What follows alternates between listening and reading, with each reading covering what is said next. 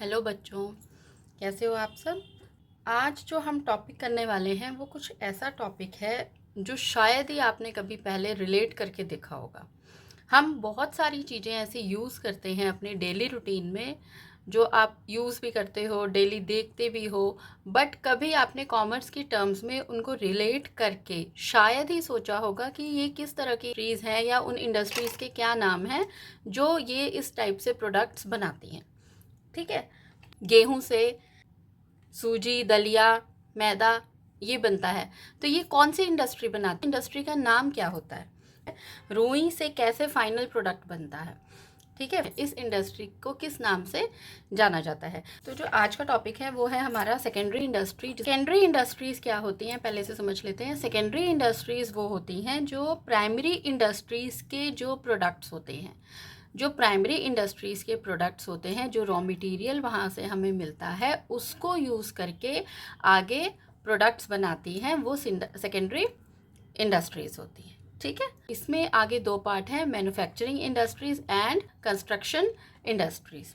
ठीक है, अब हम जो आज पहले हम करने वाले हैं वो है मैन्युफैक्चरिंग इंडस्ट्रीज। मैन्युफैक्चरिंग इंडस्ट्रीज़ भी फर्दर 4 पार्ट्स में डिवाइड है, जिसमें हम करेंगे, पहले हम समझते हैं मैन्युफैक्चरिंग का मीनिंग।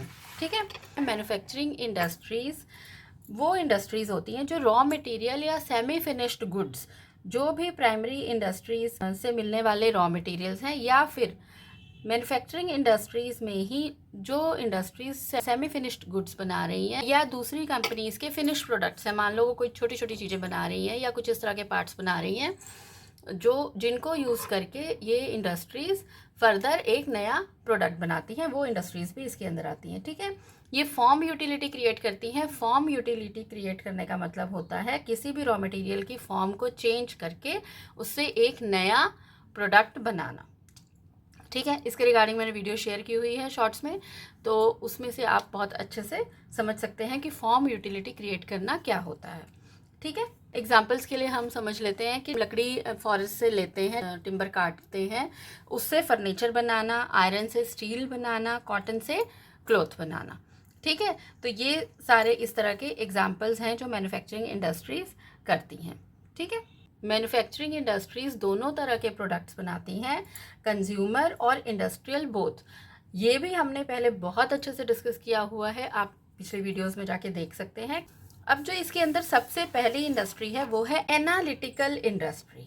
एनालिटिकल इंडस्ट्री का मतलब होता है कि जैसे एनालिसिस करते हैं ना हम, तो इसमें भी यही है कि जैसे एनालिसिस करके आप एक रॉ मटेरियल में से बहुत सारी चीज़ें निकालते हो।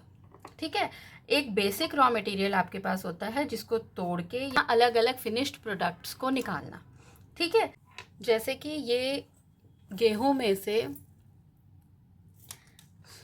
दलिया, सूजी, मैदा ये निकालना, एक ही रॉ मटेरियल है हमारे पास, गेहूं। ठीक है, उसी में से दलिया भी मिलता है, उसी में से सूजी भी मिलती है और उसी में से मैदा भी मिलता है। तो ये क्या है, कौन सी इंडस्ट्री का पार्ट है, एनालिटिकल इंडस्ट्री का पार्ट है।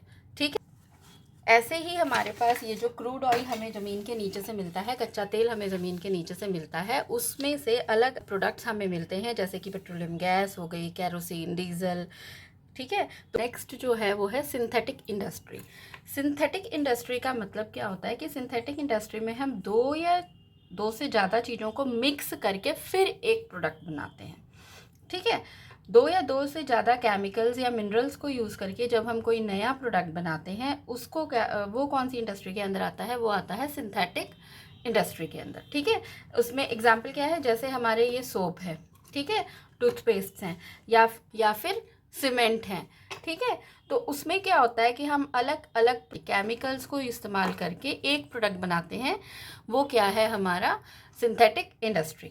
ठीक है, नेक्स्ट इंडस्ट्री आती है प्रोसेसिंग इंडस्ट्री। प्रोसेसिंग इंडस्ट्री क्या करती है, प्रोसेसिंग इंडस्ट्री जैसे कि नाम से ही हमें पता चल रहा है कि प्रोसेस में इन्वॉल्व होना।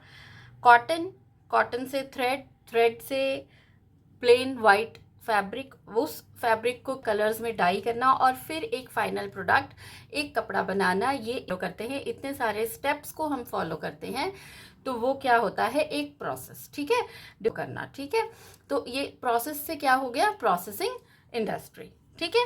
प्रोसेसिंग इंडस्ट्री वो इंडस्ट्री जिसमें रॉ मटेरियल वेरियस स्टेजेस से होकर गुजरता है प्रोडक्शन के, और फिर फाइनल प्रोडक्ट बनता है, फिनिश्ड प्रोडक्ट बनता है, तो उसको क्या कहा जाता है? Processing industry. इसमें cloth, textile industry, sugar industry, baking industry, ये सब क्या है? Processing industries.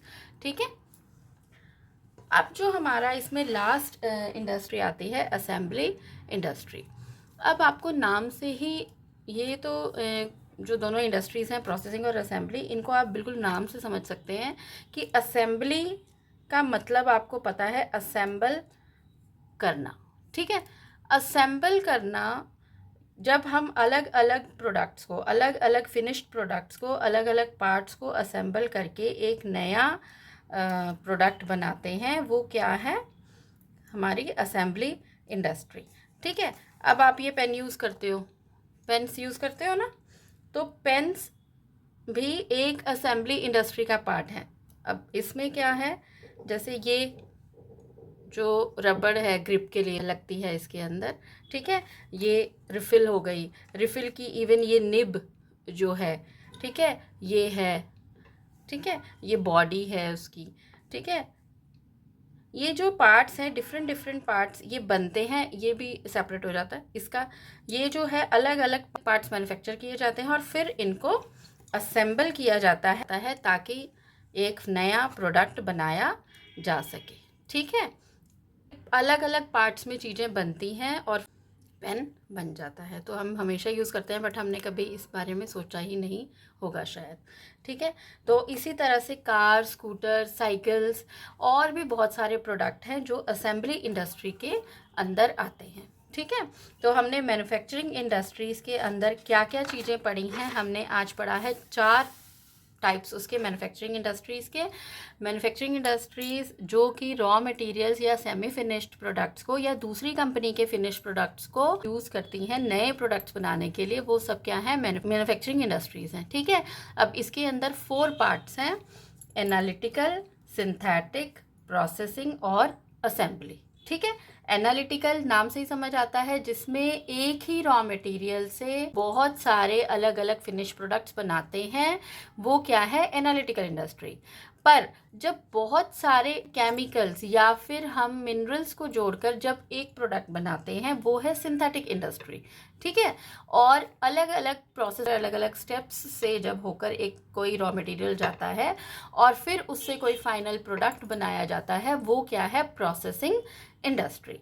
ठीक है। और असेंबली इंडस्ट्री तो बहुत ही आसान है, जिसके नाम से ही समझ जाते हैं कि असेंबल करना मतलब कि असेंबली इंडस्ट्री। जो भी प्रोडक्ट्स असेंबल करके बनते हैं, जो भी प्रोडक्ट्स में अलग अलग फिनिश प्रोडक्ट्स को जोड़ा जाता है और फिर एक नया उसको प्रोडक्ट बनाया जाता है, वो है हमारी असेंबली इंडस्ट्री। ठीक है। आई होप समझ आ गया होगा। अब जो मेन एक सेकेंडरी इंडस्ट्री का जो नेक्स्ट पार्ट है, वो है कंस्ट्रक्शन इंडस्ट्री। ठीक है। कंस्ट्रक्शन इंडस्ट्री के नाम से ही पता है और आप लोग जानते भी हैं, कंस्ट्रक्शन इंडस्ट्री का काम क्या होता है? कंस्ट्रक्शन करना। ठीक है। बिल्डिंग, डैम, रोड्स, ब्रिजेस, ये सब बनाना किसका काम है? कंस्ट्रक्शन इंडस्ट्री का। दोनों में बेसिकली डिफरेंस क्या है? बेसिकली दोनों को आपने जब याद करना है तो आप ऐसे याद कर सकते हो, मैन्युफैक्चरिंग इंडस्ट्रीज़ के जो प्रोडक्ट्स हैं वो मूव करते हैं, कंस्ट्रक्शन इंडस्ट्रीज़ के जो प्रोडक्ट हैं वो मूव नहीं कर सकते, वो फिक्स्ड है एक ही जगह पे। ठीक है। मैन्युफैक्चरिंग इंडस्ट्री में जो भी चीज़ें बनेंगी वो एक जगह से दूसरी जगह पहुंचाई जा सकती हैं, देश के किसी भी कोने में, देश के बाहर कहीं पे भी उनको आप पहुंचा सकते हो, मूव कर सकते हो। ठीक है। बट कंस्ट्रक्शन इंडस्ट्री में ऐसा नहीं होता, वो एक फिक्स प्लेस पे उस जगह पर जाकर ही उस प्रोडक्ट को बनाना पड़ता है और ये मूव नहीं कर सकते। ठीक है।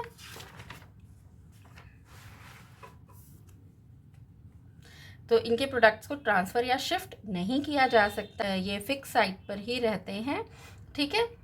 और ये मैन्युफैक्चरिंग इंडस्ट्रीज़ के प्रोडक्ट्स को यूज़ करती हैं, cement, iron, steel, lime etcetera, ताकि ये जो है कंस्ट्रक्शन इंडस्ट्री के प्रोडक्ट्स जैसे कि बिल्डिंग, डैम्स, रोड्स, इन सबको बनाया जा सके। ठीक है। तो आज हम इतना ही पढ़ेंगे, आज के लिए इतना ही बहुत है। आई होप आपको समझ आया होगा और इंटरेस्टिंग भी लगा होगा पढ़ने में। तो इसी तरह से इंटरेस्टिंग और रियल लाइफ एग्जांपल्स के साथ पढ़ने के लिए सब्सक्राइब कर लीजिए मेरे चैनल को, और अगर आपको वीडियो पसंद आती है तो प्लीज़ लाइक और शेयर ज़रूर किया कीजिए।